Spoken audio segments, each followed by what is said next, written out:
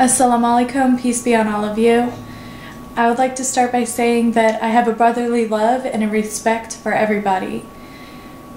Most of us believe that there's a God, and most of us have been brought up with our parents' religion. Religion shouldn't be a point of dispute. Instead, it should be a point where we're all united, because we're all here on earth for a short time, and in the end it's going to seem like just a day.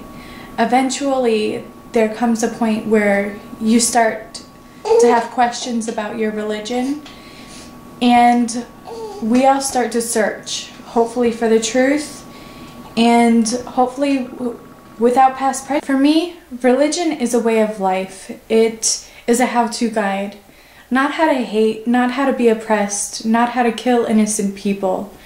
It's a how to show love to everybody, how to have humility, how to give God glory, how to be pious, selfless. So I don't look down on you if you're a Christian or a Jew or a Hindu or a Buddhist. Eventually, we all search for the truth, and like I said, hopefully without prejudice.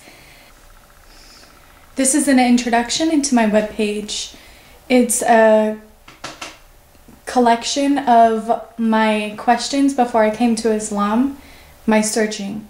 My niyyah, or my intention, is that inshallah, if God wills, He will use this webpage as an intellectual resource for those studying Islam or Dawah. I knew very little about Islam. When I encountered Muslims, I wanted to be able to preach to them.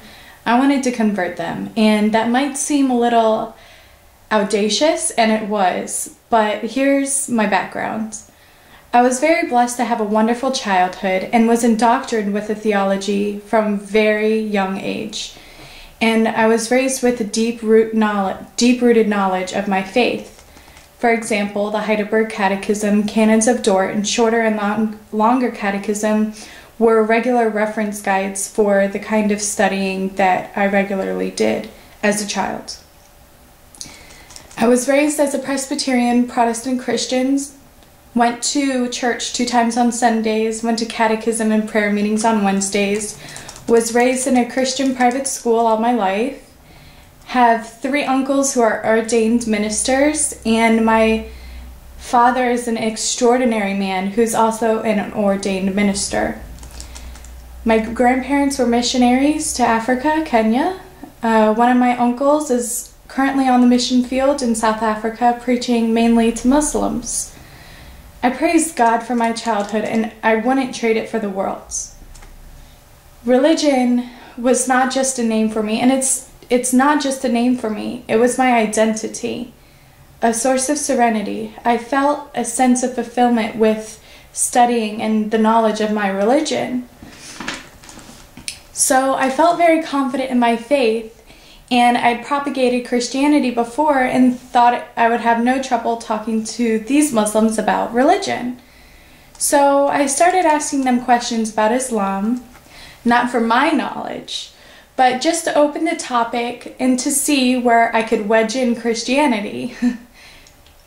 Even though I knew nothing about Islam, I was trying to just tell them a little bit about Christianity and hopefully get on a conversation or a dialogue with them.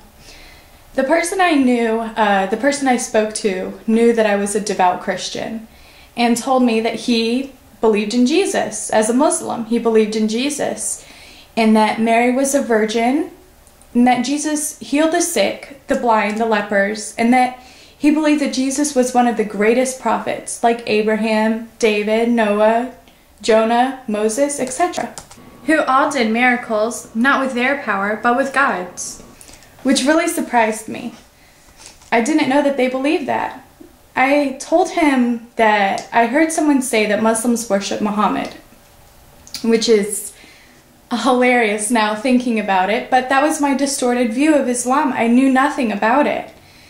So he told me that I told him that I heard that Muslims believe that Muhammad was the Messiah instead of Jesus.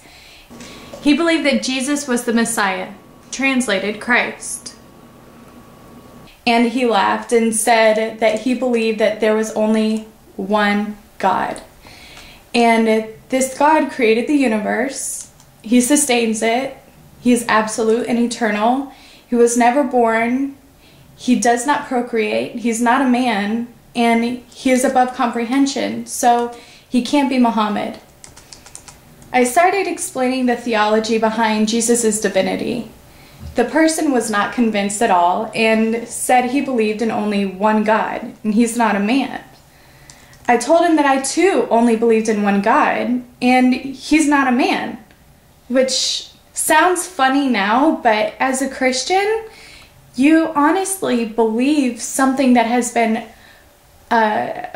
placed into you as a child. My father and my family, they weren't trying to deceive me. Your family's not trying to deceive you. So when you're a child, you don't question what they tell you. You just take it as fact. And that's the difference between being a child and being a mature adult.